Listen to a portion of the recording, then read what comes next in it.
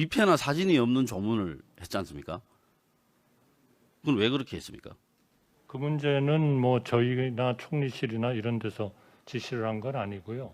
아마 지방에서 지방에 대한 지시를 해야 하는 행자부가 아마 내리지 않았나 싶습니다. 행자부가 했더라도 총리님이 아셨을 거 아닙니까? 그 내용을. 행안부 장관님 답변해 주셔도 좋습니다. 네, 그 합동분향소는 사고 직후에 바로 설치됐는데요. 그 사고 직후는 사망자 신원을 확인 과정에 있었습니다. 그래도 사망자 확인이 됐다 하더라도 그 유족들에게 그 동의를 다 받아야 됩니다. 예, 처음에 그럴 수 영전이나 있습니다. 위패. 그런데 그래서 유족들에게 확인 절차는 해보셨습니까? 시간이 너무 많이 걸립니다. 아니, 그게 확인을 한두 명이 해보셨어요. 아니지 확인이 않습니까? 가능한 사람들이 있을 거 아닙니까? 그것도 위패가 꼭 그렇게 중요한 게 아니라 국민들이 거기서 그거를 정부가 판단할 일이 아니지 조문을 않습니까? 빨리 하는 게 더 중요하다고 저희 희생자 유족의 입장에서 네.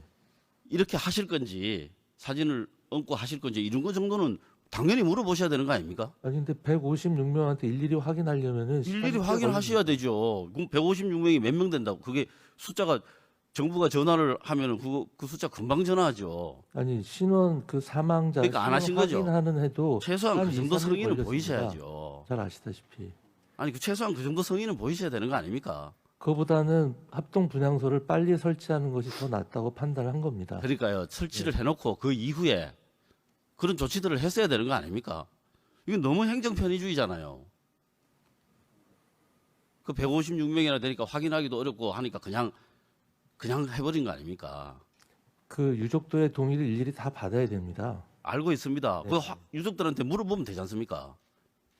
그거를 안 했다는 게 숫자가 많아서 안 했다는 게 그걸 누가 이해를 하겠습니까? 근데 유족들이 그거 사실 그 경황이 없는 상태에서 그런 걸 일일이 전화해서 확인하는 것도 사실은 그렇게 간단한 일은 아닙니다. 그 확인을 안 하셨잖아요. 그 다른 경우에 그런 다 해서 옛날 세월호 때도 다 하고 그렇게 했습니다.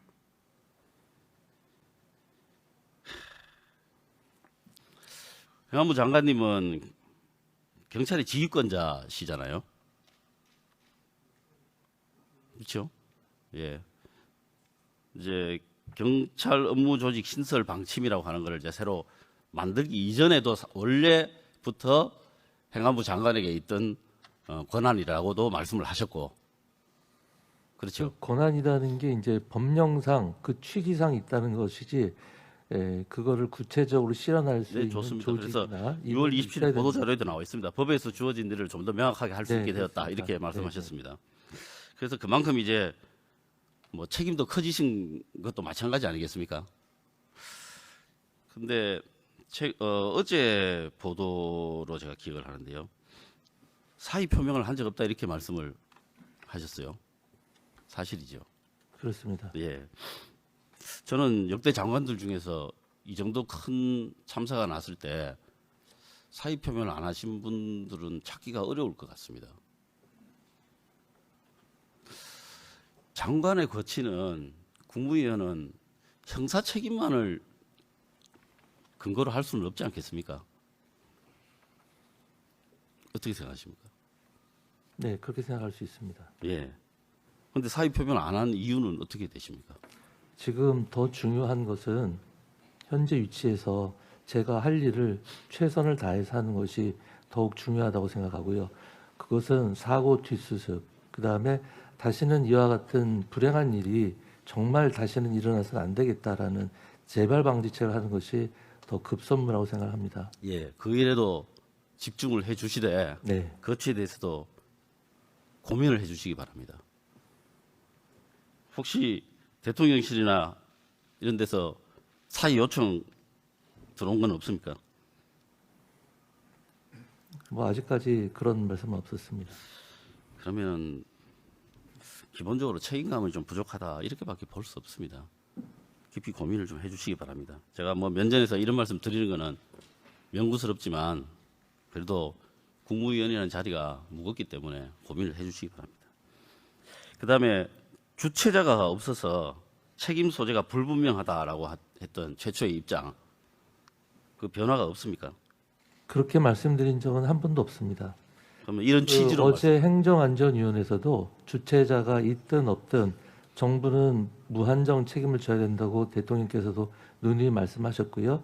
저는 그런 규정이나 법령이 없는 것 자체가 저희가 부실했다라고 어제 행정안전위에서 말씀을 네, 드렸습니다. 어제는 그렇게 최초예요. 최초가 마찬가지입니다. 그러면 제가 그런 확인을 얘기를 한 적 해보겠습니다. 없었습니다. 다만 그런데 주체자가 없는 주체자가 경우에는 있는 경우하고 없는 경우가 좀 다르다라고만 말씀을 드렸죠. 책임이 불분명하다고 말씀을 하신 게 제가 확인을 했기 때문에 네. 제가 뭐 한 번 더 확인을 해드리겠습니다. 그런데 이 상식적인 의무를 지키지 않으면은 법적 책임을 면할 수 없다 이런 판례들이 있는 거 잘 아시잖아요. 지금 잘 모르겠어요. 그 있습니다. 네. 예, 그런 게 있습니다. 그런데 장관님은 정치적으로나 뭐 도의적으로도 책임을 지셔야 되는 위치에 계시잖아요. 그거는 인정하시죠? 어쨌든 그게 뭐 오늘 주체자가 말씀드리지만 있든 없든 이런 걸 다 떠나서 현재 위치에서 제가 할 수 있는 최선을 다할 뿐입니다. 지금 그런 논리시면 내년 할로윈데이에 뭐 이태원이든 다른 데서 또 많은 사람들이 모이는 그런 자리에 아무 조치 안 하셔도 된다는 뜻으로밖에 이해가 안 됩니다. 그것은 전혀 그렇지 않습니다. 전혀 그런데요.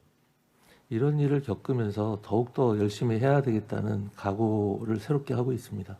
그러니까 지도부에 계신 분들이 책임지는 자세를 보이셔야 됩니다.